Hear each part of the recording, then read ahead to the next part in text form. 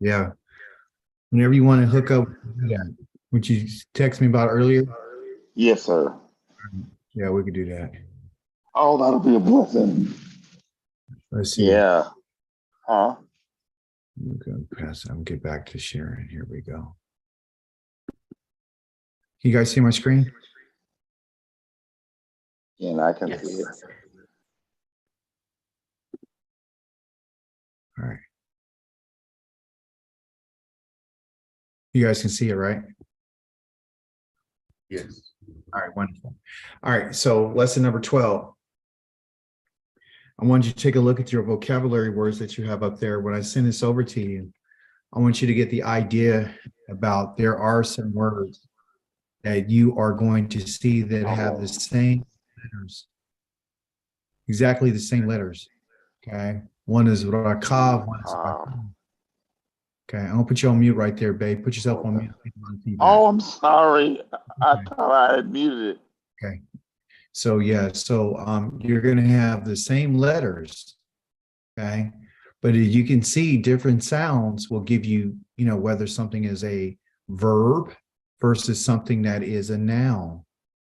So this is what it means in Hebrew. Like you can have one word with the same root letters, the resh, the kav, and the bet, resh, the kav, and the bet, and one will be a verb and one will be a noun. So that's a little indicator that you may have other words that are like that, that operate both as a verb and a noun.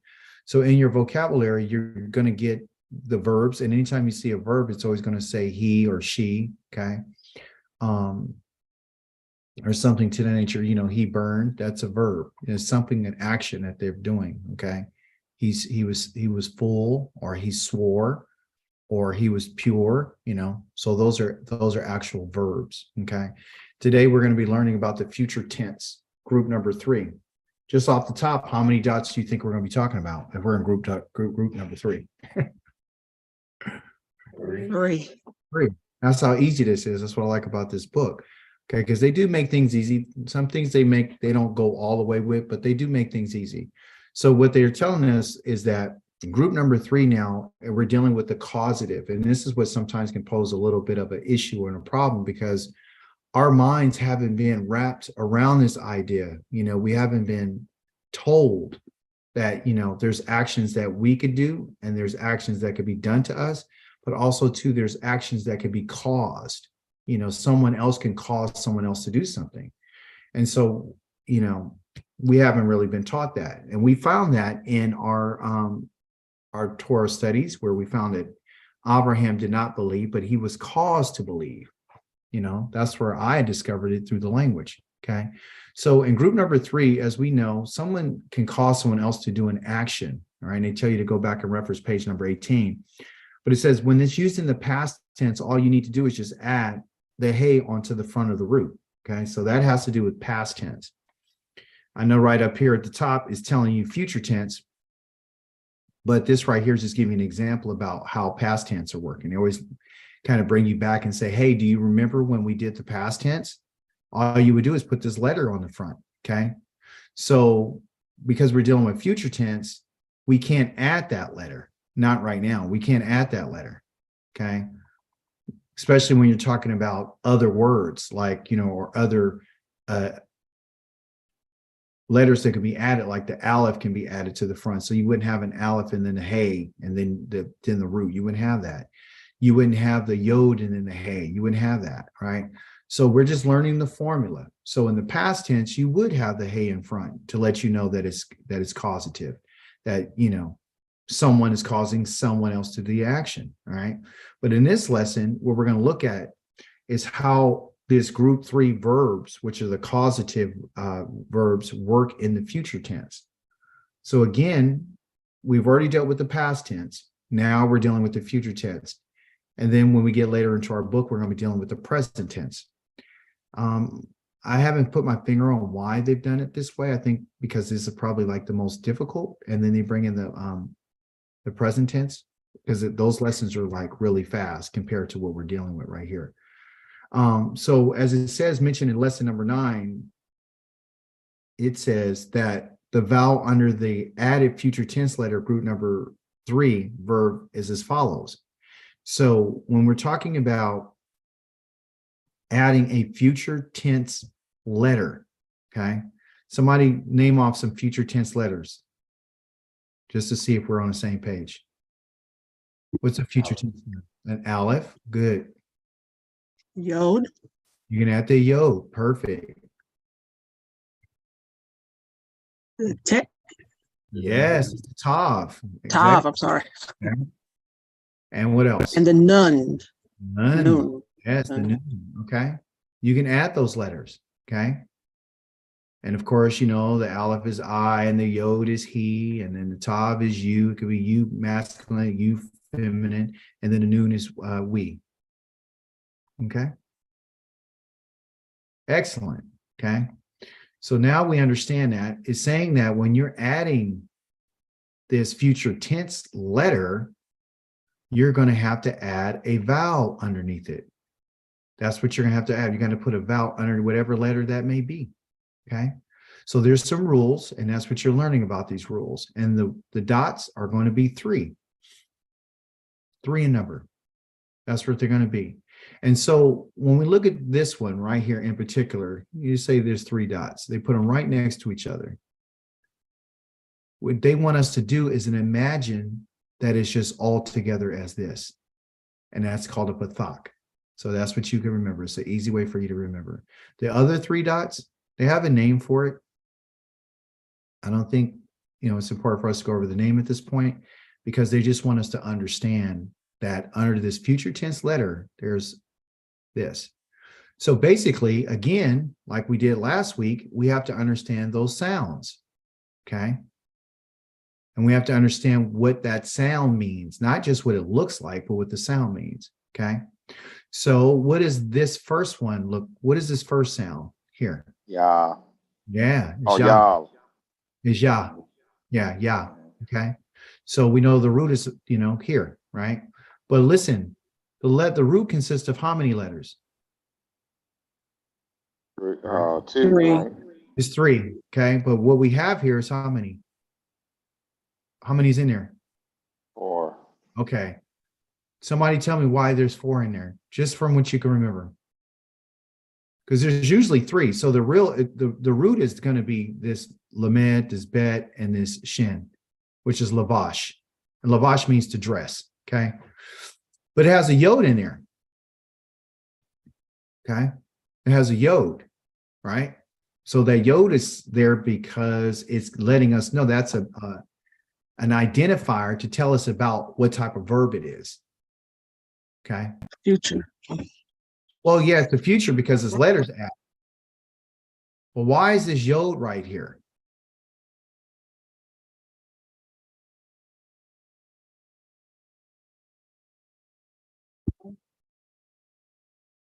So cause it, go ahead.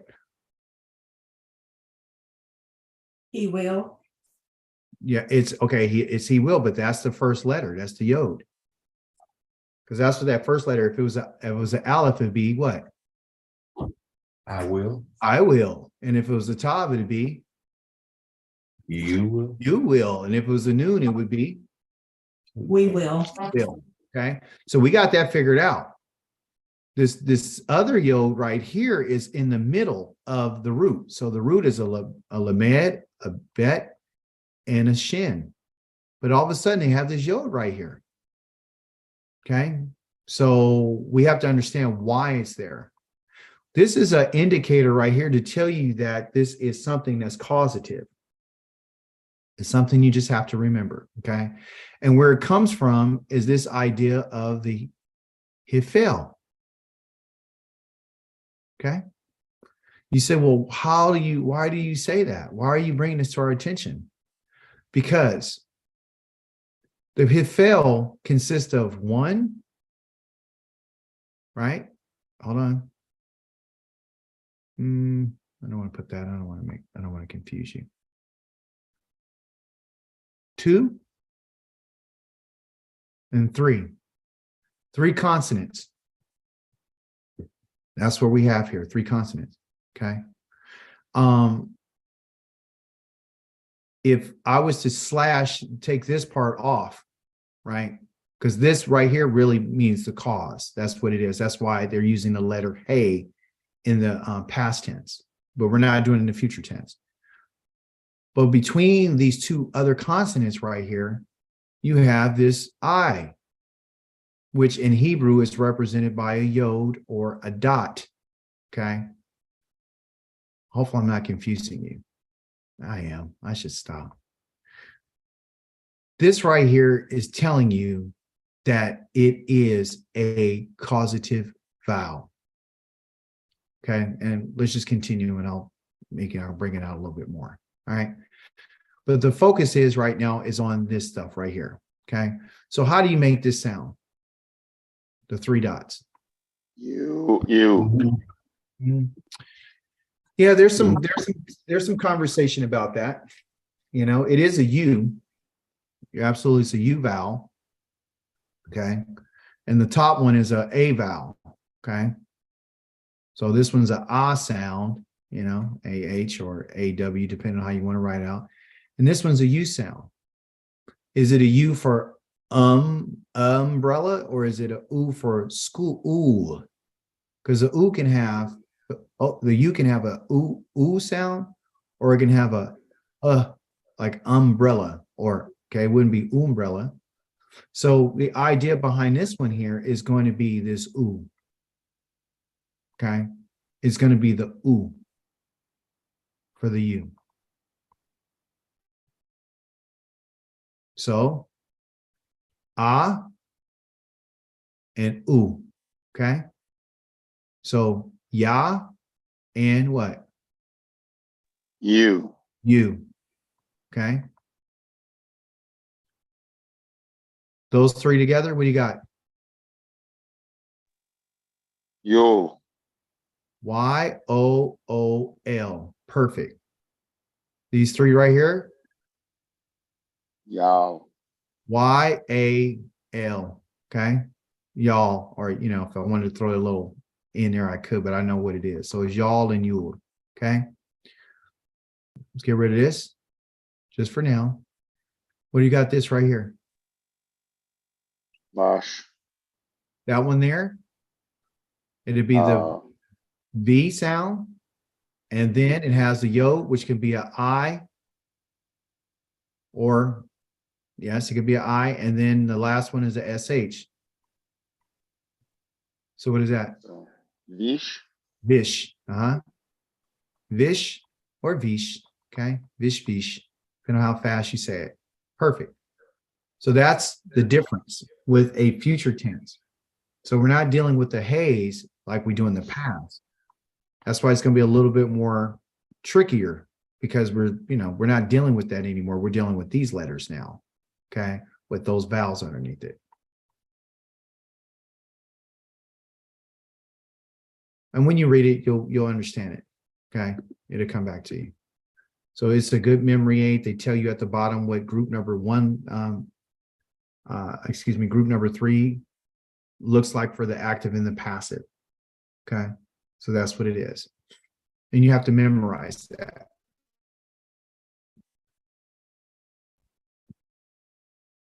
So as you notice, they're always talking about an identifying sign. And what we're talking about is active and passive, because that's where things get a little muddy and a little confusing, because we don't know if something has been done. Like today, we talked about, are and were and is, that kind of thing, right? So if something is done passively, it means that the action is being done upon someone else, and it depends on when it was done. It could be done in the past, present, or future, right? So in this case, this he will is what's the identification for he will? The yod. That's it. It's just the yod. Perfect. Okay. Don't look at this part, because this has nothing to do with will. It's just the yod that is a he will. Just like the aleph is I will. The tav is you will. The noon is we will. Something you got to train your brain for. Okay. Because if it was the same, okay, then we would have an issue. Okay.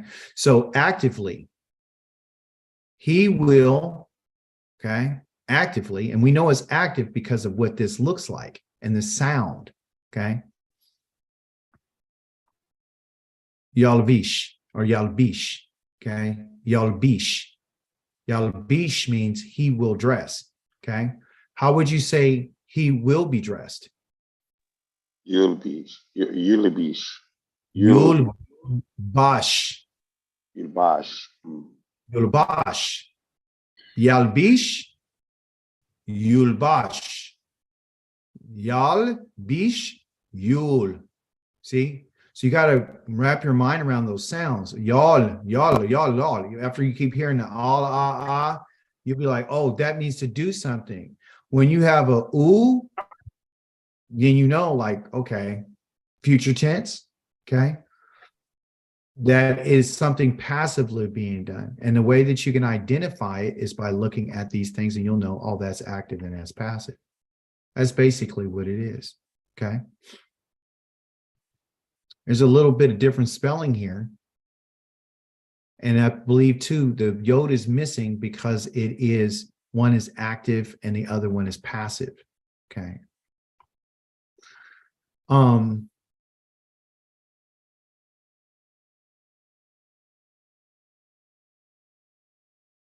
I just circled the 3-letter root.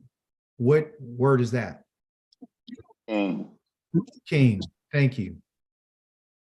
Okay. They put made here, so you would be looking for something in here that says made. But they're just inserting this because you have to make sense of the sentence, because remember, they're translating it and translating it and transliterating it from Hebrew into English. Okay. So will be, or he will, is the yod. The be is this part. The be made is right here. Okay. So you'll get used to that. All right. And then of course, king.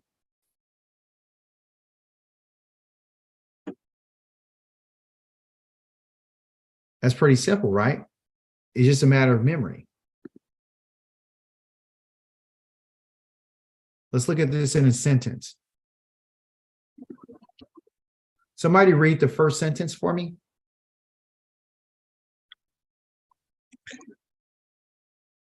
Weu Thane Uh-huh.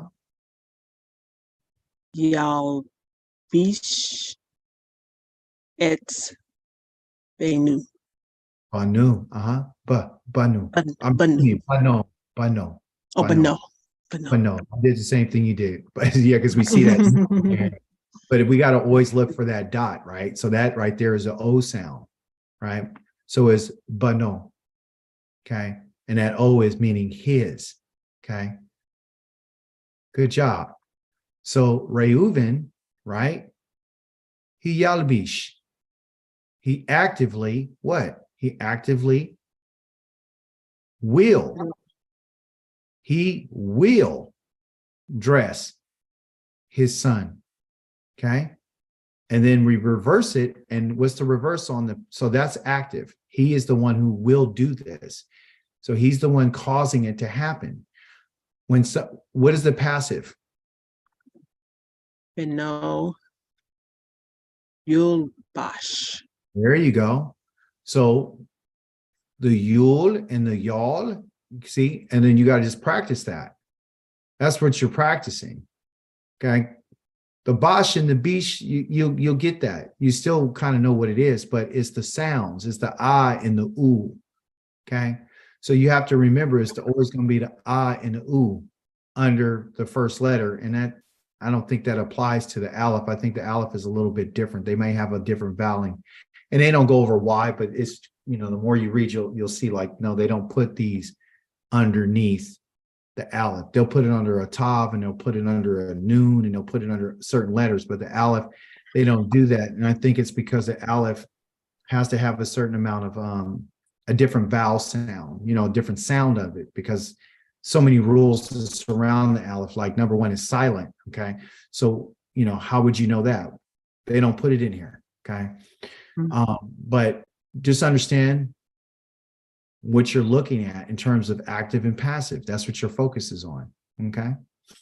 And the idea behind someone else doing the action. Okay. Someone read this one for me. Someone else read this one. David, Yamlech, et Shlomo. Okay. So good. So this right here is a W. Okay. Oh, So David. yeah, Dawid. Dawid, he yam leak. Okay. Anytime you got a yod and a dot, that right there tells you that it's a 2E sound. Okay. When it's just a dot by itself or a yod by itself, it's an I sound. Okay. So Dawid Yamlik. Okay. You hear that ya? That means he will cause to make him Eth Shalomo king. That's what he's going to do. And so he's causing him to become the king. So he will make him the king. He will cause him to be the king. Okay. And passively, it would say Shalomo Yulak. Yul or Yumlak. Okay. That means he was.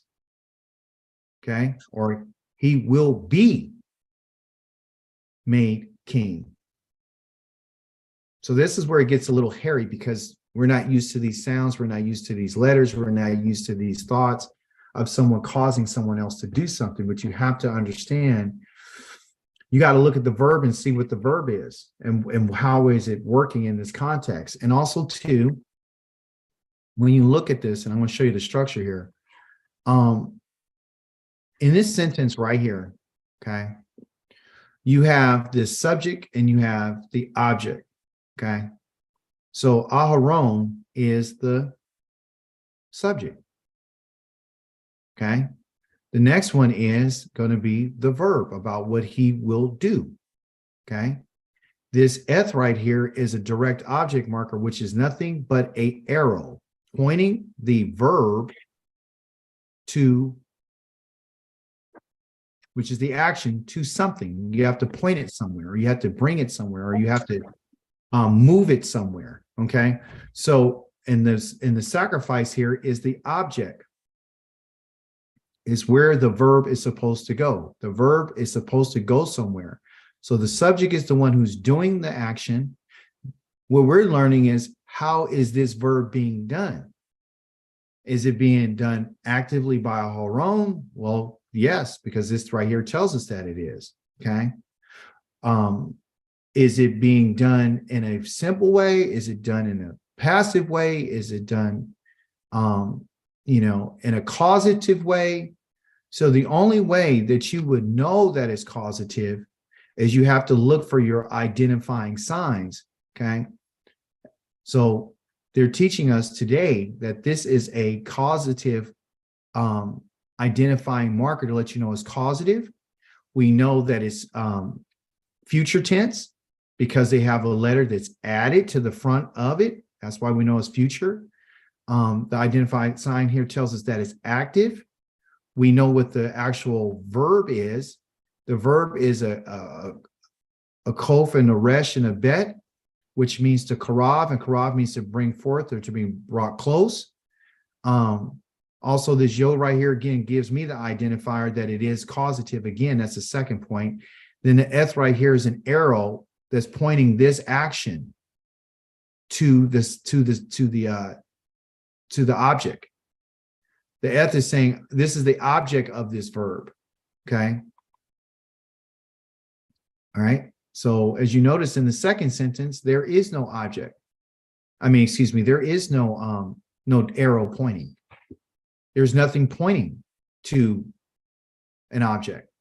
Matter of fact, we don't even have Aaron even mentioned. All it says is Hakul Rabban, meaning the Hakwa Rabban, which is the ha right there, the, and then the Karban here is sacrifice. Okay. It will be And how do I know it will be is this, it will, right here, it will, because the yod doesn't have to always be he. It can mean it as well, because everything is not male. You understand? It might be male in its verb, right? It could be it could be a male horse, right? It could be some things are male and there's some things that are female, right? So it's masculine and feminine. Everything has a masculine and feminine. There is really nothing that is without those identification markers. Okay. So the it will is the letter. The be, meaning passive. That's what that is. This is active. Okay. So that's why Aaron is here, because it lets you know who is the one actively doing it. Because this is passive, I don't need to tell you who's doing it. It just said it was done. Okay. So the sacrifice, meaning it will be, which is the ... will be brought close, because that is the karav right here. You see? So that's going to be the structure of an active passive. It's how things are said. Now they break it down and they tell you right here, he will cause. See? The sacrifice to come close. He will bring close. Okay? Because he's the one who's causing it. He's the one doing the action. Okay? He's causing the action to happen. The you right here, it will be. The it will is this, the yod. The be is this part. And because it is this identification marker, we know that that's an indicator and a sign that is causative. It's a future tense hifel. They don't tell you that it's called a hifel because they don't want to confuse you. They just call it a group number 3. And the reason why they're calling it group number 3 is because it has 3 dots to make it easy. Okay. So group number 3 is always going to be a hifel. Okay. And hifel means to be causative. So sentence structure is important. All right. And then they give you some other ideas. I had a hard time with it when I first began doing this because I just couldn't, I never thought like that before. You know, I would do stuff and I would do things for people. I never thought I was the cause of that action. Okay. They say, let's look at some pusukim, and the pusukim basically, so you won't get confused. I'll let you know what that is. They're using a term right here, and this is what they specialize in. They love using terms that nobody knows. So a pusukim is nothing but a sentence. That's all it is. It's a line of a sentence. Okay, so let's just use a line from the Tanakh, and you know what the Tanakh is. Somebody tell me what the Tanakh is. What does Tanakh mean? Go Is ahead. it the prophets? All right, so good. So I'm glad that you answered that. All right. So the T is Torah. Okay. Get rid of this little vowel right there. Let's get rid of that vowel right there. Okay. They got a CH right here. It's not a CH, it's a K. Okay. I'm just trying to change it out. Tanakh means Torah, and they have the next one called the Nevi'im. The Nevi'im are the prophets. That's what a Nevi'im is, because it comes from the root word of Navi, which is a prophet. Okay. And the next one is called a Ketuvim. Ketuvim.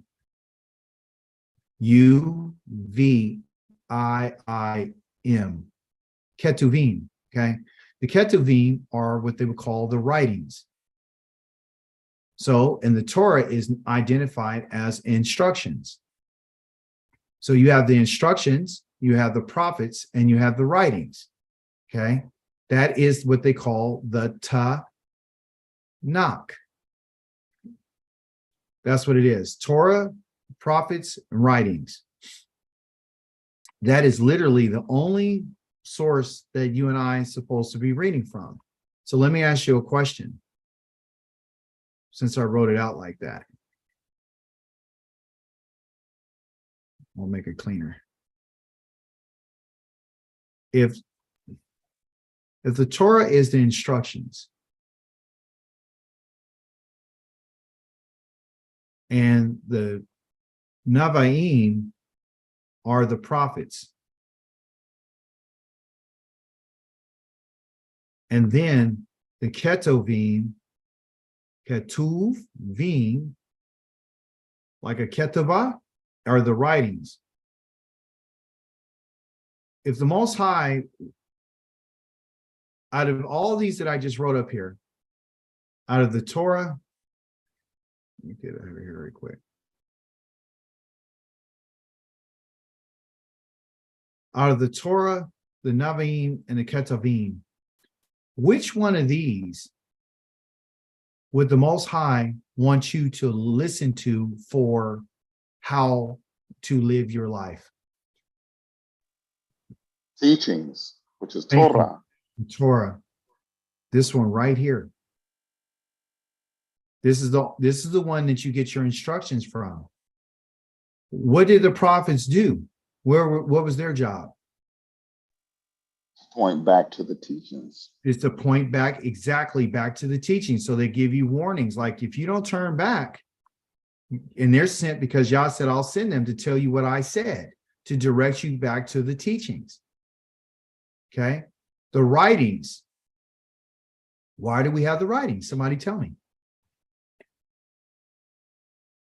What are the writings for? What are the Ketuvim? And let me tell you what the writings are if you don't know. The writings are literally like the Psalms, the Proverbs, the other inspirational books, like, you know, you have they put in Job, okay, they call him Eov, Esther, you know, those types of books. Okay. So why do you think these books are here?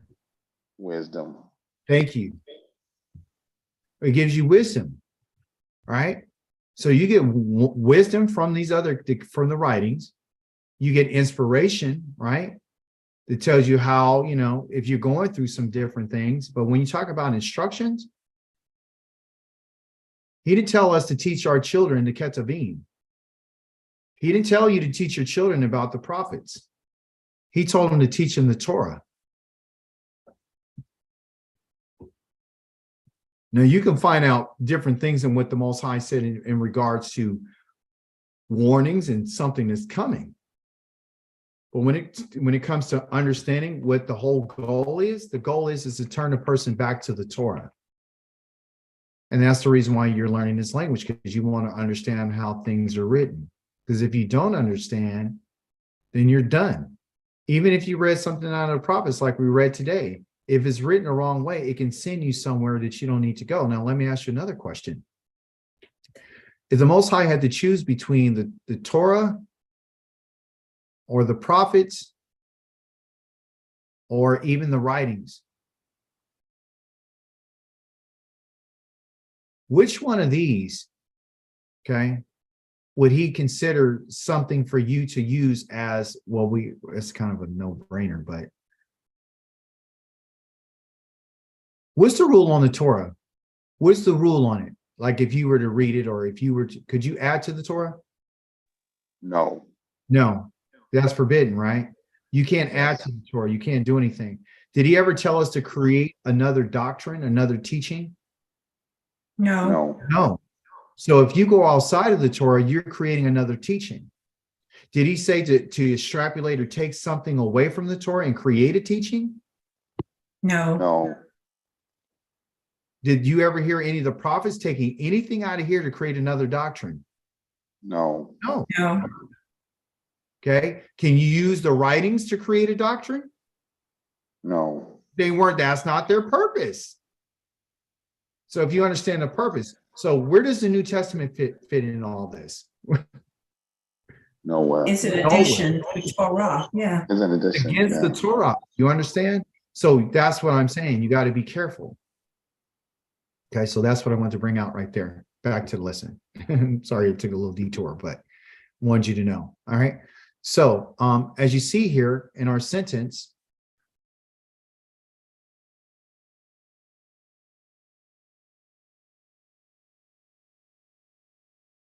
let's get rid of all this. Let's get rid of all those markings and act like it doesn't even exist. All right. So the first letter is a what? Wow. That's a wa. And what does it mean? And And Okay. It's a conjunction. Okay. What does the aleph and the tav mean? it's marker. direct object marker. It's a direct object marker. So just put an arrow. So it's pointing you to here. So it's letting you know who the and is, okay, which is Aharon, okay? And there again, and another object marker pointing directly to what that is talking about, okay? That right there is his sons, okay? How do we know that it's his sons? Let's figure that out. What letter or two letters tell you that it's dealing with a son? Ben. Yes. These two letters says a son. Okay. So if that's the case, if that means son singular, we got an S to go with. What letter would that be? Oh. Ooh, it's the wall, right? No. It's the No. yod. You know how when you write Oh, okay. sons, you go S-O-N and you go apostrophe, and then you go S? That's what I want you to remember. All that is kind of like apostrophe. It's just telling you like plural as sons. So that yod right there tells you that it's sons. Okay. We got one last letter, which tells us what?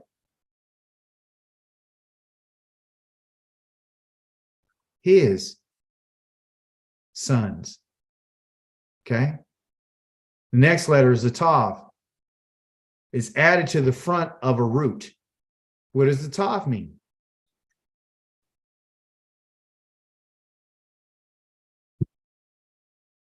You? Thank you. Perfect. It's you. Bingo. Okay. Shall, meaning will, same, no difference. We got the bring close, which is the karav right here. Okay. Or kariv. That's how it is. Somebody read this for me. Aaron. Vanu.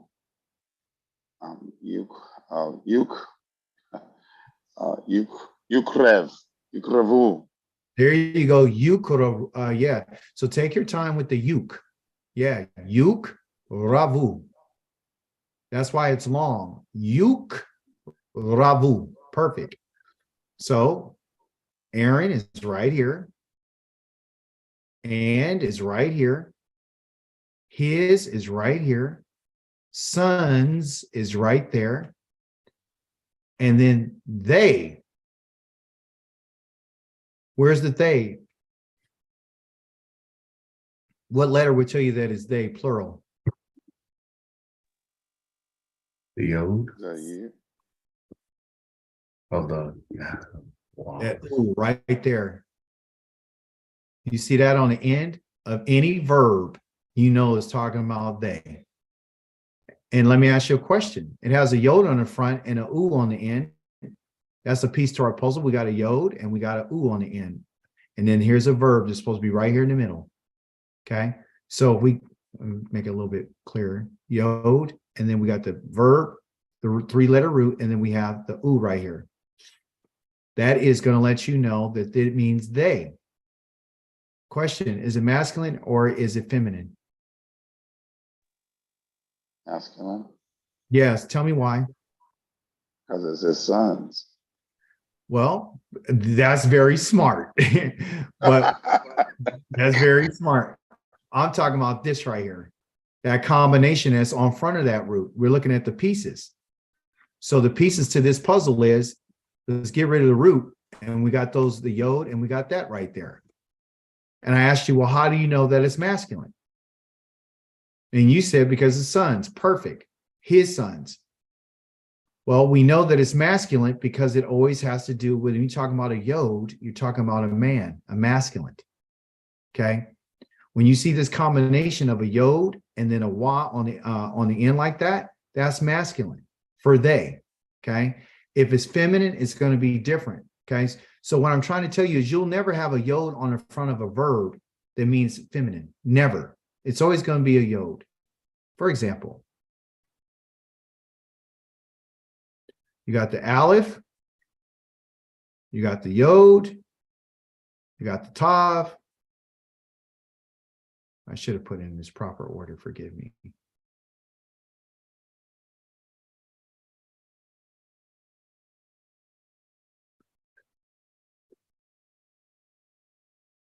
The aleph is what? I, I, thank you. The tav is what? You, You, thank you. The yod is what? he, Thank you. And that's never going to change. The noon is what? we, they, Thank you. her. Okay. So we got first person, you got second person, you got third person, and you got first person common right here. Okay. Plural. Okay. That's what you have. The tav right there, that you right here could be a feminine. Okay. So if you want to know what's feminine, it could either be this by itself. It depends on the context. Like you knew what it was sons and it was masculine because what it said. So the context to tell you whether or not it's male or female, right? But also too, if it's female, they'll put a yod on the end of this like this, and then they'll put the 3-letter root in between it. So all you got to remember, if it's a yod in front and it's something on the end, it's masculine. If it's a tav and it's a yod on the end, that's feminine. They just reverse it. Okay. Just let you know what your pieces are. Okay. Number 2, let's break it down.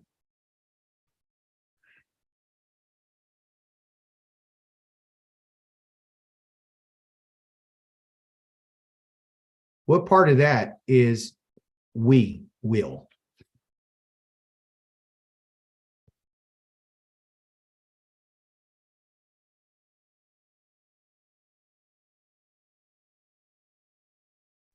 Is it the noon? Yes, it Before is. the, It is 100%. Yes. I'm just trying to get your eyes to look for it. Okay. The we will is the noon. Perfect. What part of this sentence in here is not? low.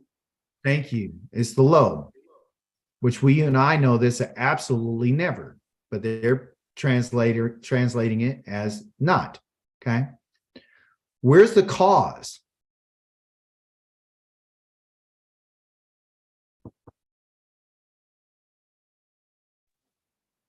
Is it the aleph? It's right here, Okay. right there. That remember? It's because it's on the front first letter that's added to the root. The root is Malek. Okay. So this right here is letting you know that it's active and that you're causing it. Okay. That we will not cause, because the low right here is a negative particle. It negates whatever the action is. But we know that it's a cause. And the reason why we know it's a cause is because the first letter of the root has this sign underneath it right here. That's cause, because that is just exactly what the identifying sign is. It's never going to change. Okay.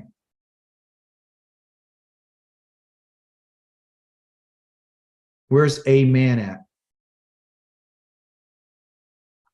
A man. The end. There you go. Called what? Hashem, Ish. Ishim. It's just She. yeesh. Oh, each. I'm sorry, Yeesh. each. Why is it a man versus the man? The Aleph. Nope. There is no A in Hebrew. Each by itself is a three-letter root. Stand by itself. It's Okay, it's a man. singular man. Singular. Right. Mm. Why isn't it the man? Why is it a man?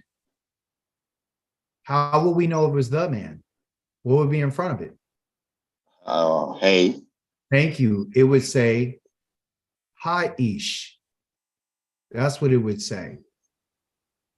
Okay. When this is missing, that which this would be called a direct object marker. Okay. It's called an article. Okay. If that article is missing, then instead of it being the man pointing directly to the man, by itself, it's just a man. Okay. If I wrote an Isha by itself, Woman. it's Or wife. a woman. Okay. If I put hi Isha, The woman. woman, you understand? That's all. It's just pieces to a puzzle. All right. So that's what you're learning. You're learning how to look at pieces. That's why we're taking time to go over it so you don't get confused. I'm trying to give you some methodology. All right. Question for you. Is this here, what makes it active?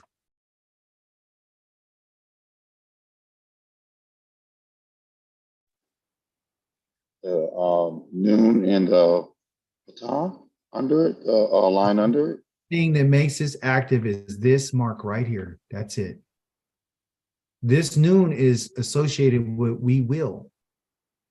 So what I'm saying is you have to break this down. You got to chop it down. If you try to keep it together like a noon and you put the al, the al underneath it, it's going to confuse you because you're going to see other words with that too. And all because a noon is attached to it doesn't mean that it's a future tense. You can have a noon in front of a word and it could be in the past tense. And that noon right there wouldn't be we, it would actually be passive because that is the marker of a past tense passive.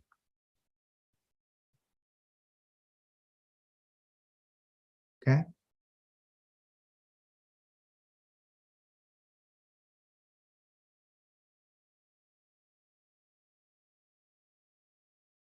What's passive about this?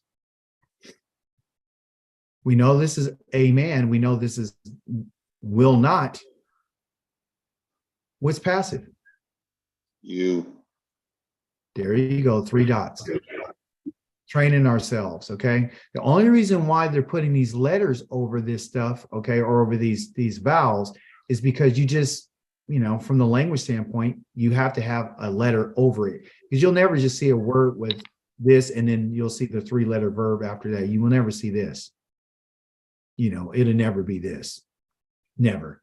Okay. You always have to have something over it in order to sound it out. That's the reason why they're putting these letters in your, like this. That's the only reason why they're putting that there. Okay. But we will cause. That cause right there is this mark. It serves 2 purposes. It tells you that it's causative, okay, in the future tense, but it also tells you, it gives you a sound, okay, and also lets you know something. It tells you that I'm the cause. What else does this little mark right here tell you? It has three things. It's the cause, but what else is it? What does it tell me about the verb? What's going on with the verb? Is it active or passive? Active. Tells you that it's active. What else does it tell me? It gives me a what? It gives me a sound. You see? So it's just putting you up on it, right? Right? The first letter tells me that this is what? A future tense. It tells me that. But what makes it clear to me that it is a future tense and it's not a past tense passive is the voweling that's underneath it. That tells me that too. Okay. So yeah, it's causative, it's an active, and it has a sound. And that sound is a vowel sound, right? So as many other things, it's not just, it's just not and it's just not active. It's just not, it's all those things. This one here, what does it tell you? When you look at this now, what is it saying to you? I forgot. Passive. Absolutely. It tells me that it's passive. It tells me that it's causative. What else does it tell me? Sound. It's a vowel sound. Good. What else does it tell me?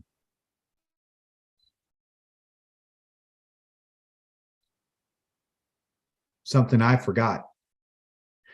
Just off the top, it tells me what group we're in, which again goes back to being causative, but it just says I'm in group number 3. Let's not forget our groups.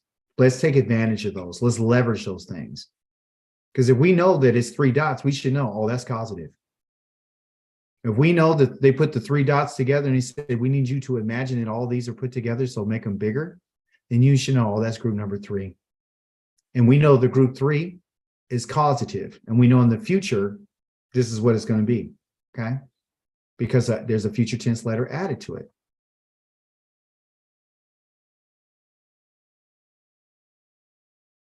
See, they can change the verbs. They could just put in new 3 letters in there all the time. Oh, they did use it like that. Perfect. Okay. I had some questions about that, but they did. All right. So, I know this is redundant, but this is how you learn. Which part of this is I? Olive. Good. And I need to be corrected. I will. See how I got to correct myself? It's not just I, it's I will. Put that in your vocabulary. I will, not just I will. That means future.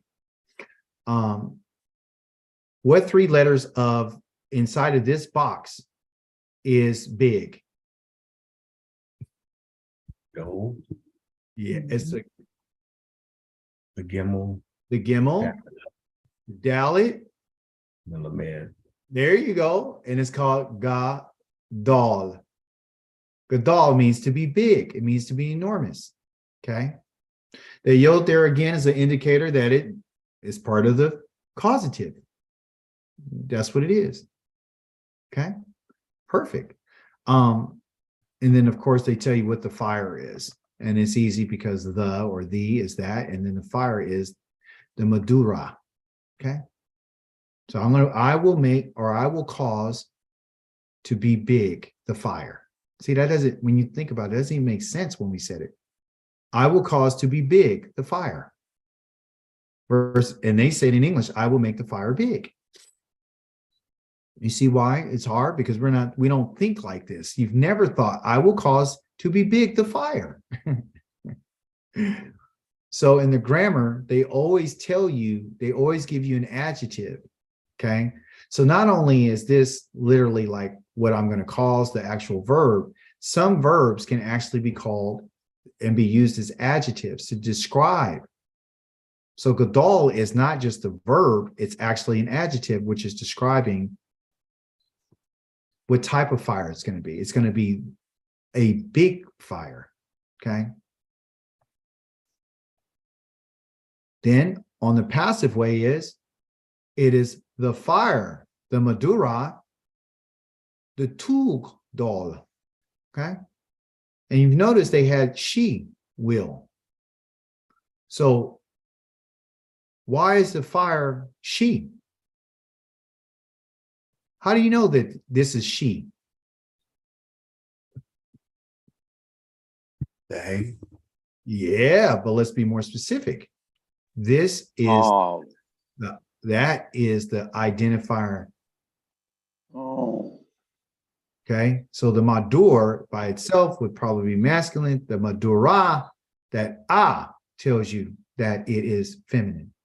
Just like we learned in our beginning class, when you add that to anything, okay? Ka, la.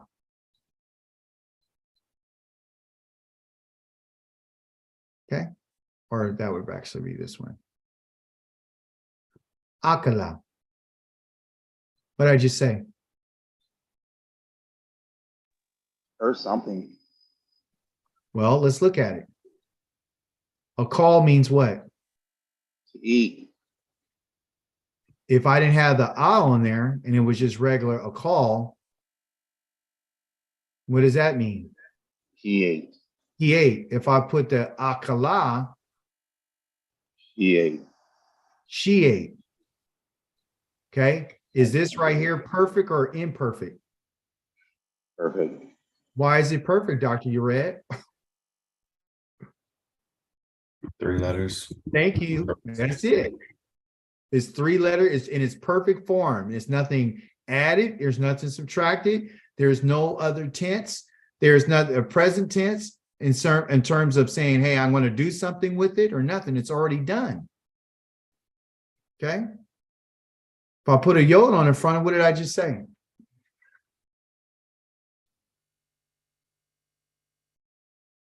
What does the yod mean? He He what? ate. He will. He will. That's what I'm trying to put that will in us. Okay. And think about will, because future is your will. You know, what's your will, right? Okay. I can't put another aleph on in front of here because that's against the grammatical rules. So I would call it okal, and that's the same thing as I will eat. Okay. I'll put a tav on the front right here. What did I just say? He will eat. You. You will eat. If I put a tav and a yod, who did I just say is going to eat? You what? Is it a masculine or feminine?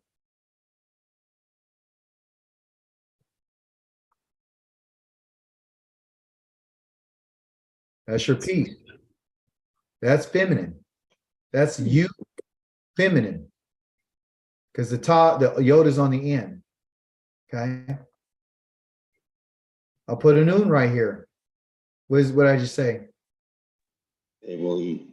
We We will eat. will eat. Okay.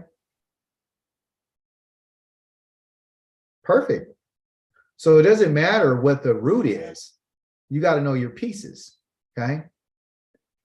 I will is just this aleph. The cause is this underneath the first letter of that added future tense letter. Okay. Cause to be is that right here. The gadol, as you said, is big. I will make big. Okay. She, which is this, she will, see, I got to catch myself, is this tav. Well, I don't see the ah on it. I don't see the gadola. I don't see that. Well, why are there no gadola? You know, the reason why it's not gadola, because the actual noun itself tells you that it's feminine. She, okay, because the big here is the adjective, talking about how I'm going to describe what I'm going to make the fire to be. It's going to be a big fire, okay? The fire is the feminine. So you got to look at that, okay? Not a big deal, all right? So those are the different things, and then they give you down there the references. Here are all the different ways that this can be said and done, okay, with the active and passive.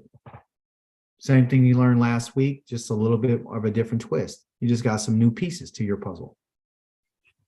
And that's what it is, okay?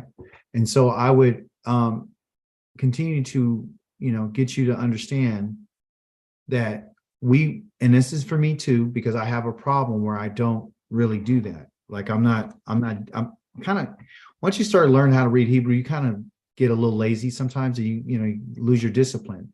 So that's why I love teaching, because it kind of straightens me out. It's always going to be I will. It always be you will. You see, that's important for us, that they have this here because this is telling you about the future. Okay. So we have to say that. We don't just say she, we say she will.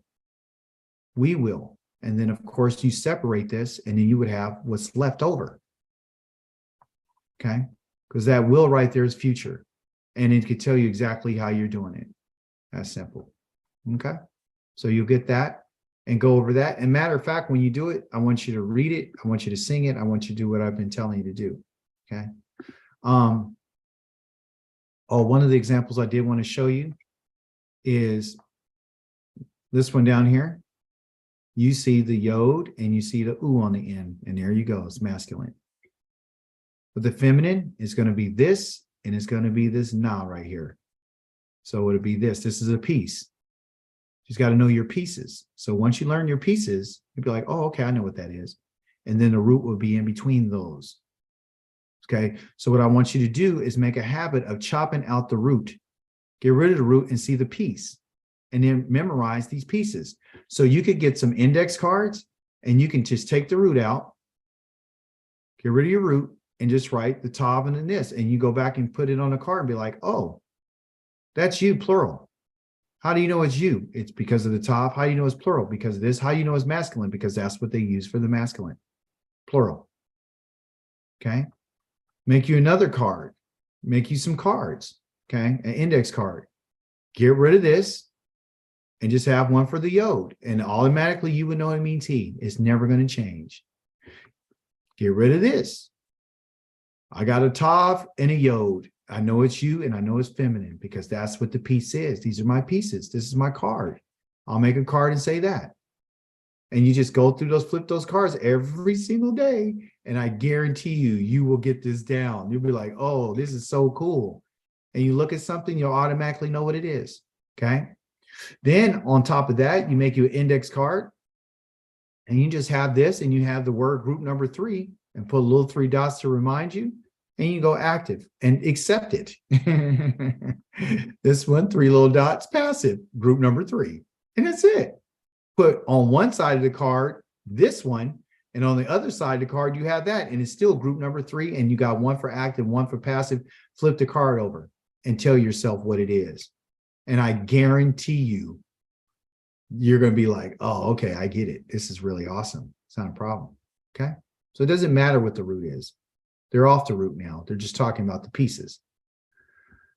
Oh, where's it at? Here you go. All right. So we're going to stop right there. Okay. We're going to stop there. I don't want to confuse you. All right. We're going to stop with those pieces. I'm going to send those pages to you. To 86. When we come back, you're going to learn this other part here. Okay. Let me see. Is anything there? No, you know what? I'm going to send it to you. I'm going to send it to you because all it's telling you is like, okay, there's other little pieces to your puzzle that you would get for group number 3. And this is, you already learned this one today and you learned this one today. And they're telling you, you can see it like this and you can see it like this. They're not trying to confuse us. They're just telling you there's other ways that you can see it. There's other little pieces that'll let you know. So for the passive, in the future tense, group number 3, you're going to have this as passive. All these 1, 2, 3 are the different identifying signs that would tell you that something's passive. Okay. The only one that you have for active is this one. So there's 1 for this one and there's 3 for this one. They didn't give you any examples of it because I think, like I didn't want to, is to confuse you. Okay. So that's what it is. Means exactly the same thing. This here means exactly the same thing. How can I prove it? Well, how do you say this?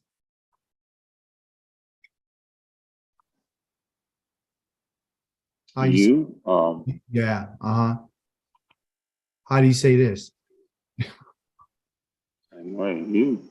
Yeah, see, and this one is a little bit longer. So this one and this one, this is where you got to be careful because this one's a short, like ya, and this one is ya. Okay, you see, so you just got to be careful with these two because they sound alike, but they don't look alike, but they sound alike. Okay. Well, they do kind of here. There's a yod here, and there's a yod here, and here's a ah, and here's a ah, but this is a long one, and this is a short one. Okay, that's the only difference. But it's still a passive.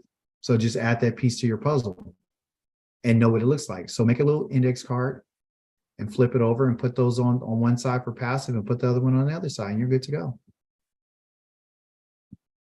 And so far, look at what we've learned. Group 1, we've already learned that. Group 2, we've already learned that. Group number 3, today, we've learned that. You see? So your causative is going to be your most tricky one. That's the trickiest one of all of them. That's the one you got to spend a little bit more time with. These other ones are not difficult. These other ones down here, I think because they're, they come in like 3 different, signs. You'd be like, which one is this? Looks like this one. It sounds like it. What is it? You just got to go back and look at your chart. Okay. So I'm going to send this to you. I'm going to send your homework and you're good. The only one that we have left in the future tense is this one, group number 7, on oneself, which is a reflexive. Okay. That's what they call a reflexive, something that's being done on oneself, which is both active and passive. And they're going to show you how they're going to do it. And that's what it looks like. Okay. So you'll learn how that goes. All right. Any questions? Yes, I have a question. Yeah. Is first of all, is Tanakh, is that an acronym? And my second question is that something we did or the Ashkenazim did? No, it's I really truly believe it's something that we did, because you got to remember something. A lot of the things that they have, right? They use what we have as their foundation. Okay. So they can't change the Tanakh. They didn't come up with that. They did not come up with that. That is ours. This has always been. Okay. That has always been there. It is an acronym. The Torah, the Nevi'im, and the Ketuvim. Okay. So when someone talks about reading Tanakh, yes, but where do you get your instructions from? I'll get it from Torah. Where do you get your warnings from? Oh, from here, from the prophets, the Navi. What about your inspiration and your wisdom? Oh, I get it from the Ketuvim. And that is something that has always been around. A lot of people think reading the Torah portion is something that the Ashkenazi and them created, and it's not. And how do I know this? Because the Torah tells us that you're supposed to teach your children every single day. Teach them what? Teach them the instructions. As I've taught before, I've given you instructions. When we talk about what the Torah is for us, okay, the Torah for us begins, okay, in Exodus, which they would call Shemot. That's the Torah. There's a Torah in there, but there's also another Torah, okay, which our fathers, Abraham, Yitzhak, and Yaakov, they followed, okay?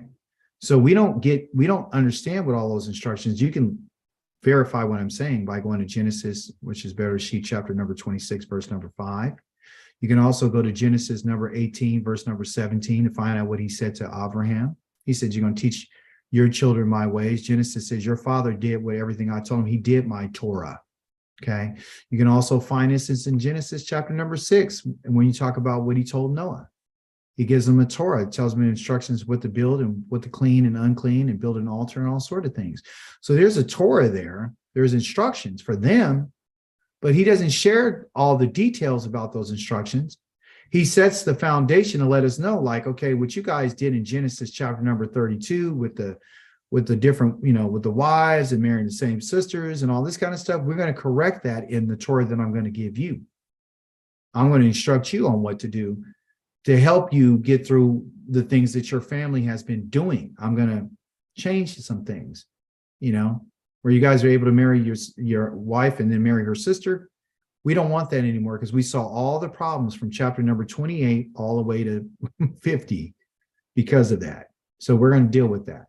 There's certain things I'm going to deal with, right? I'm going to deal with how you should honor your father, because in Genesis chapter, in the 40 series of Genesis, we found out that your brothers, you guys lied and you brought misery to your father. We also found that one of your brothers slept with one of your father's wives. So I'm going to give you some instruction to teach you how not to do that and why is supposed to do that. So you have something to reference. I'm also going to tell you why you shouldn't be like the people in Mitzrayim. and why I separated you from myself. But I got to give you some historical context on why I created the Torah. I got to show you the difference between clean and unclean. I really have to differentiate you between you and other peoples. But I got to let you know what it is first. I got to let you know where you come from. And then I'm going to handcraft my instructions exclusively for you because you are idol worshipers. That's what you guys do. Yeah. Your fathers, I asked them to don't do it, and they didn't do it. They actually got rid of their idols in chapter number 35 of Genesis when I told Yaakov. He got rid of them. Your father, Abraham, when I told him to leave his land and follow me, he did too in chapter number 12. Yitzchak followed the ways of his father. I was their Elohim. But you guys have been idolater, idol worshipers in Mizraim. And I'm not talking about you were there for like 10, 15 years. You were there for hundreds of years. So all the stuff that I'm telling you is to get you out of idolatry.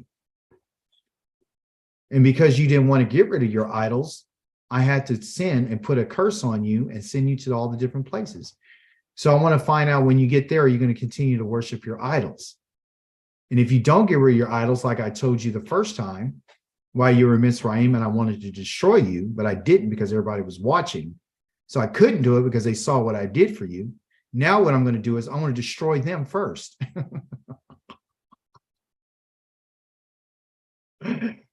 So there won't be no more, I can't do it because other people are watching. No, I'm going to destroy them first. And then after I destroy them, I'm going to bring you out to the wilderness and I'm going to judge you face to face. And I'm going to get rid of the idols and the rebels that are among the people who still want to be idol worshipers. I'm going to get rid of them. The ones who said there's somebody else besides me, I'm killing them in the wilderness. And there won't be nobody else to say that I didn't bring you out, right? So no worries. So yeah, our Torah is for idolatrous. It's for people who love to worship idols. That's what our Torah is for those type of people. Sorry for the long answer. I just had to tell it to you. Okay. No, that's good. Yeah. So that's where we are, quoting Isaiah 11:11. That's where we are today in this Mizraim, like in a Mizraim, Yeah. the daughter of Babylon, with the Yeah. Porsches and the Gucci and the Christmas. Yeah. You guys are idolaters. But if you separate yourself, like I told your ancestors in Ezekiel 20, to get rid of their idols while they were in their land of their captivity, and I asked them, they wouldn't do it. They refused to, and I was going to kill them there, but I didn't because other people were watching because I just introduced myself. So now that everybody knows your story and they know that you're Israel and you've been living, and I've allowed you to go there and profane my name. Okay, here it is, everybody. Oh my goodness. Do you remember what the Most High said? He said that you guys, okay, I didn't kill you guys because I didn't want to profane my name. Remember he said that? Do you remember he said that? I didn't kill you because other people would have saw that and it would have profaned my name, my reputation. You guys still with me? I am, but Yes, yeah, I'm with you. Go ahead. What'd you say, Ambra? Yes, I would not expect anything less, but I never read that, but it makes perfect sense to me. Oh, yeah. Mhm. He said that I did. Okay, so your homework is to go to Ezekiel. Okay. Okay. I want you to go to chapter number 20. And that's the only chapter I want you to read. And it's about judgment. Okay. So that's, yeah, it's about judgment for Israel. Okay. So he tells them that I didn't want to profane my name. And the only reason why I didn't kill you in Mizraim is because it would have profaned my name. Only reason why I didn't kill you when I brought you out in Mizraim is because, and I brought you to the wilderness because everybody saw me bring you out. It would have profaned my name. Okay. But then he tells us in Ezekiel, same book, chapter number 36, that you guys have been profaning my name. And in 36 and in 37, you profane my name in the nations that you've been going. So now this excuse about, well, I can't wipe you out because everybody saw, because I didn't want my name to be profaned, that's off the table. because you profaned it. So that now what was keeping me from destroying you is not going to keep me now from destroying you, because my name has been profaned. And now what I got to do is bring glory to my name. I got to bring respect to my name. I got to show them that I will be glorified. And we thought, well, I'm going to put a whole bunch of light on you and make you shine. No, I'm going to bring glory to my name by destroying those who have profaned it and who are profaning my name on purpose. His name is being profaned by the way that we live our lives. So when you and I decided to follow the Torah, you and I put a halt to that. When you and I decided to keep the Shabbat, you put a halt to profaning his name, because you're saying your name is associated with greatness and righteousness and justice. So, and it's associated with creation. So what I'm going to do is, and I'm not going to call on the name of anyone else. So I'm done with that. I know I'm still here and I got to be cleansed, but you told me to turn from my ways, and that's what I've done. But the very thing that's been keeping him from killing everybody has been done. So there's nothing going to hold him back from bringing judgment. There's nothing that's going to stop him from destroying people, because the very thing that he's been trying to protect has now been defamed and been defiled in front of the nations. So now he has to turn around and reverse that by bringing judgment on the earth. Now, and so here's the deal.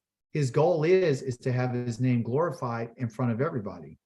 And the reason why he's done what he's done and allowed us to do what we're doing is to bring that glory to himself. Like we read today, I will allow you to be these people. I'll allow you to do what you're doing. I'll allow you to worship other gods, because don't worry. When you read in chapter number 20 of Ezekiel, and he tells you at the end, don't worry about it. Don't go, continue to serve your gods, because in the end, we're going to find out who's who. There's nothing stopping him now.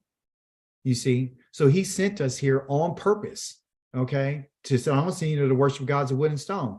Why? Because that's your test to find out whether or not you're going to turn to him.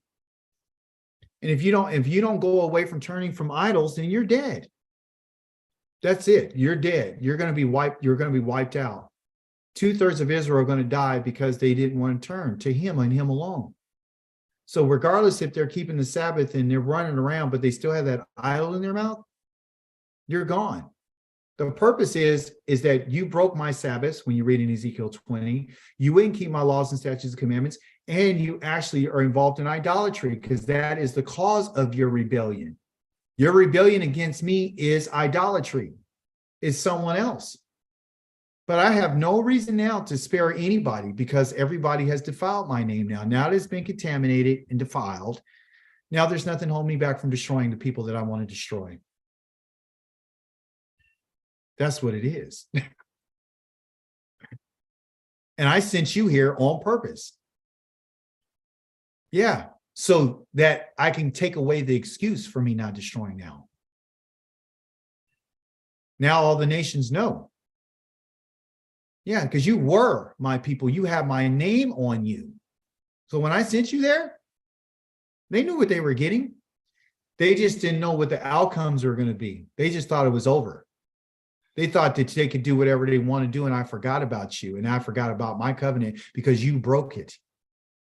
No, I haven't forgot about my covenant. You may have forgotten, but I haven't forgotten.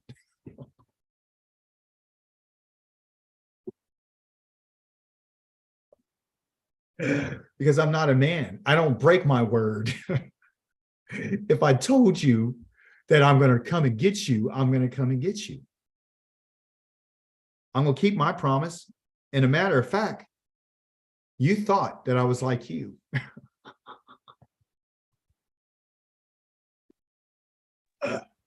So just confirm for me, adultery is, I've lost.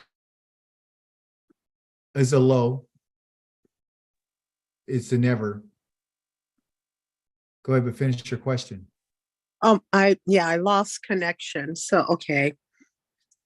Can you hear me okay? I can hear you perfectly. Yeah. Perfect. So I just want to confirm, adultery is not just worshiping other gods. It's not keeping the Sabbath. And because when I read the Torah, thou shalt have no other God before me, have always been in my heart, and worship and keeping the Sabbath. Is there anything else? Because if you keep the Torah, then we are living with the instructions that our Most High has given us. Mhm, mhm. Is that correct? Am I missing something else? Well, you mentioned about adultery, right? Yes. And so, okay, so here's the deal. He tells us that you guys have rejected my rulings. Okay, let me just go there. I was going to tell you about what he said about tearing out our hearts and all this kind of stuff. And you thought I was just like you, but let me go and answer your question. Let him answer it. So the answer to that question is this, okay? And I think the clearest one would be this one first. I'll go here first. It's very clear. He tells us this.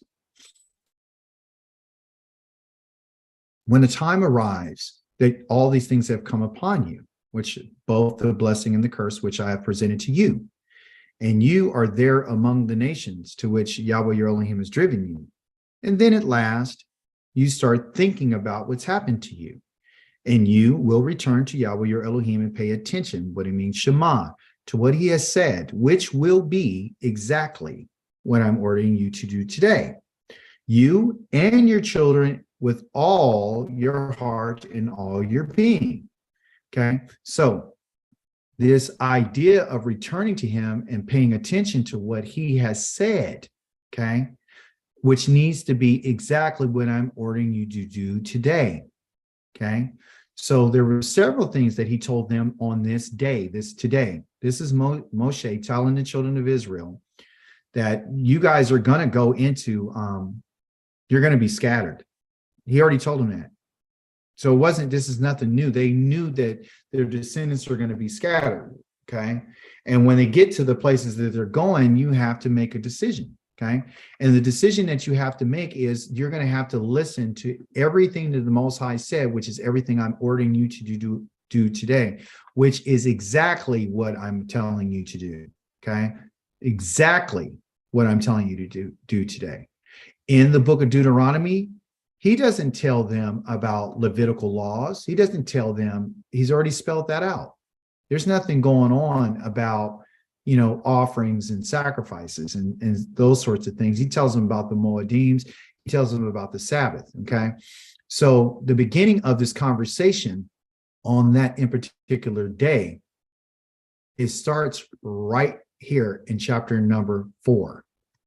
Okay, he gives them a little background. Yah's bringing us through the wilderness, but this is what he says.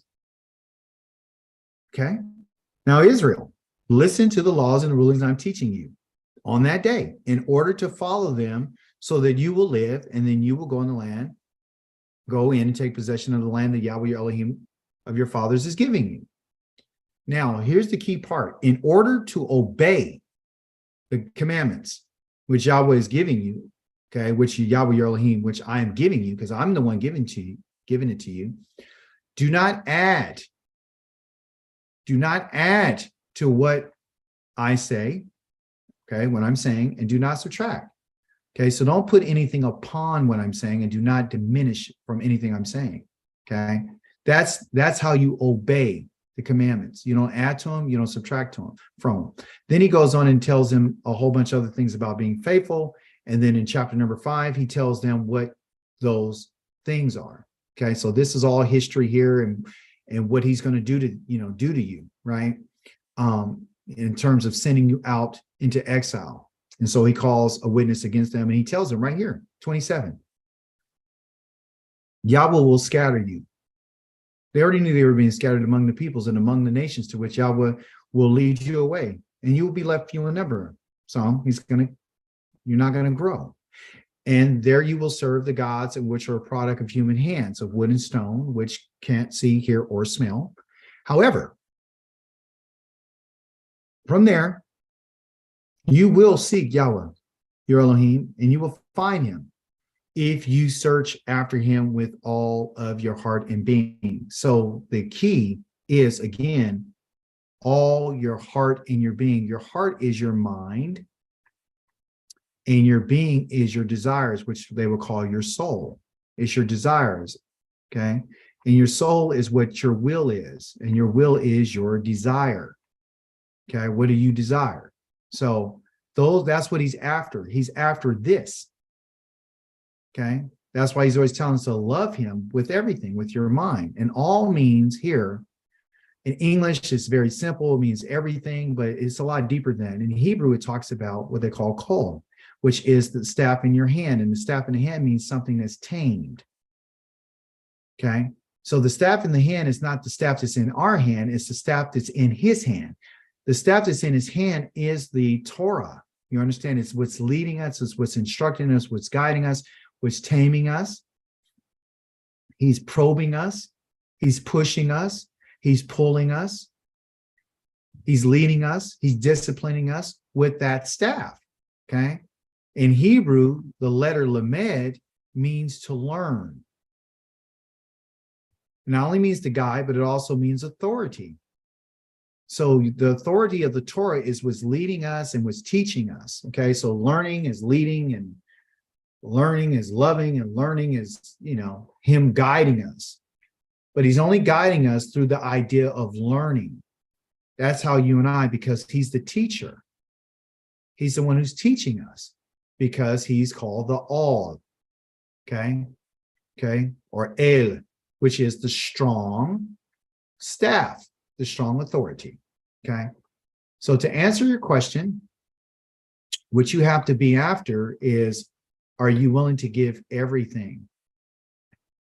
He wants it all. You have to have a tamed heart, which is a tamed mind, and a tamed soul. You got to have those things under control. So that includes your appetite on what you eat, which you can find in Deuteronomy chapter number 14. It's not just in Leviticus, it's in Deuteronomy 14. You have to follow what he says about the Moedim, which are the appointed times. You have to be walking through the journey with him. And the walking with him is when he leads us with the shepherd staff. And what he does, Ambra, is he leads us not only on a weekly basis, but a daily basis. That's how he's feeding us daily. He says, man should not live by bread alone, but every word to proceed out of the mouth of Yah. And he said that when he was talking about the manna. Okay. So eating and being fed by Yah is not on a weekly basis, it's on a daily basis. So what we do as his people is we read the Torah every single day. Okay. And preferably in the morning. Why? Because that's when the Most High gave the manna to the children of Israel, in the morning. By time the sun would come up, the manna would melt away and it wouldn't be there. And so people were going hungry that day. So Yah's letting us know, when I put out my word, you should be up in the morning. You need to get it first thing in the morning so you can eat it and then digest it and, and be sustained, okay, on a daily basis. So we walk through the Torah on a daily basis. At the end of the week on Shabbat, like today at 10 a.m. to 12 p.m. Pacific Standard Time, we go over the Torah. We go through the Torah during the week on Tuesdays and Thursdays. We go through the Torah because Yah wants us to know how he's dealing with us, and he's leading us from location to location. So next week, we're going to be in the book of Shemot, which is, they call it Exodus. Shemot means the names. So the Most High now has led us for the last, few weeks that we've been in the book of Genesis. Now he's going to lead us with this shepherd staff to Shemot. And when we get there, we're going to learn some different things. We're going to learn some different ideas and concepts. We're going to learn a little bit more. And then he takes us from there and he takes us to the next Shabbat. Then he takes us there. So when we get to the Shabbat, we're resting from all the work that we've done during the week. So don't miss that. Okay. Don't miss the learning cycle, because that's what a lot of our people do. We miss that cycle because we're trying to get to him through, reading the Psalms. We feel energized and we cry and we tell him how much we love him. He's like, yeah, I understand that, but what are you learning? Are you with the flock? Because Yahweh has a flock. He has several little flocks all over the place. He has them in New York. He has them in California, Seattle, Texas. He has them all over the place. So what he's been doing is he's gathering his little flock and he's saying, okay, you guys are my flock. I want to teach you about what's going on with you and your family, so you can understand the lines that you should not cross. And I got to let you know, when I'm teaching you, I'm telling you stuff that you may not necessarily want to hear. Okay. That's what it is. So what did he say here? And I'll close with this. In verse number 40 of the book of Leviticus, which is called Wayikra, chapter number 26, he says this, then they will confess their misdeeds. Right? And he's talking about after, you guys have been doing your stuff, now that you're all in the lands of your enemies, when you get there, I want you to do something. I want you to bring it to your attention. And once I bring it to your attention, I want you to confess their misdeeds. And I want you to confess those of their ancestors, which they committed against me in their rebellion. Because Israel's nothing but a bunch of rebels, like he's told us. He says, they will admit that they went against me. And if we've done that, that's step one. He says, at that time, I'm not blessing them. Not when they confess and they admit, I'm not blessing them. I will be going against them. I'm going to be bringing them into the lands of their enemies. But if conditional, if their uncircumcised hearts grow humble and they are paid for the punishment for their misdeeds, according to the Torah, then I will remember my covenant with Yaakov, also my covenant with Yitzchak, and my covenant with Abraham. I will remember the land. So I'm going to remember those three things, okay? Which is Yaakov, Yitzchak, and Abraham, and of course the land. He's not going to forget about the land because the land is part of the promise. Okay, it's part of the covenant. He says, for the land will lie abandoned without them, and it will be paid its Shabbats. So the land has Shabbats. Why does the land have Shabbats? Because he says, I'm going to let you work it for 6 days. And the 7th day, you got to let the land rest because she needs her rest. That's the purpose of the Shabbat too. So you can remember you're a slave, but also to keep your servants from working and give the animals rest. But the land needs to get its rest too. She needs to get her rest. Okay. And as it lays desolate without them. So when it lays desolate without them, they will be paid the punishment for their misdeeds. Okay. Where? In the lands of their enemies. Because why? They rejected my rulings and they loathe my regulations, which you're going to find in your homework, Ezekiel chapter number 20. He talks about this all the time. Okay. He said, yet, in spite of all that, okay, they're rejecting me and loathing me and hating me, I will not reject them when they are in the lands of their enemies, nor will I hate them and loathe them to the point of utterly destroying them and thus break my covenant with them. So if I was going to break my covenant with you, I would have to utterly destroy them. I haven't done that. So you know right now that his covenant is not broken with us. Okay. Why? Because I am Yahweh their Elohim. I swore to be your Elohim. Rather, for their sakes, I will remember the covenant of their ancestors. Not Abraham, Yitzchak, and Yaakov that he mentioned with the land. Now he said, in whom I brought out of the land of Mizraim, which is the one that Moshe talked to and told us what it was, with the nations watching. That's the reason why I didn't destroy you guys before, because the nations were watching. That's why I'm going to destroy them, so nobody will be watching anymore. So I can finally get rid of my rebels, so that I might be their Elohim. I am Yahweh. These are the laws and the rulings and the teachings that Yahweh himself gave to the people of Israel, where? On Mount Sinai through Moshe. So if you're doing the things that he's asked you to do, you're fine. You're fine. You have nothing to worry about. Thank you. Thank you very You have much. nothing to worry about. Are you doing what it says? Yes. Yeah. Are Yeah. you learning? Are you admitting and confessing? Yes. Yeah.